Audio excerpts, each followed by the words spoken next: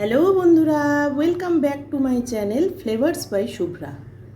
চলে এসেছি আজকে আবারও একটি নতুন ভিডিও নিয়ে। আজ তৈরি করে দেখাবো পটল পোস্ত। পটলগুলো তৈরি করার জন্য পটলের গা একটু চিড়ে নিয়েছি, আর পোস্ত কাঁচা লঙ্কা নিয়েছি, এটা বেটে নেব, আর টমেটো কুচি নিয়েছি। প্রথমে আমি কড়াইয়ে তেল গরম করে নিয়েছি, এবার সামান্য কালো জিরা সম্বারে দিয়ে দিচ্ছি। এবারে পটলগুলো ছেড়ে দেব।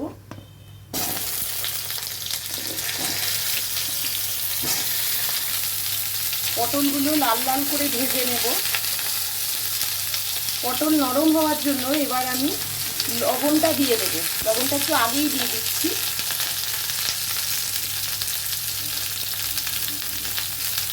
পটলগুলো 5 মিনিটের মতো লাল করে ভেজে নিয়েছি। এবার আমি এক এক করে মশলাগুলো দিয়ে দেব। টমেটো কুচিটা দিয়ে দিলাম, দিয়ে দেব হলুদ গুঁড়ো,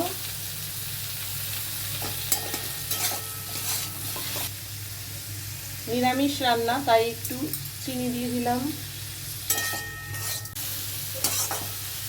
এবার পোস্ত আর কাঁচা লঙ্কাটা দিয়ে দিচ্ছি।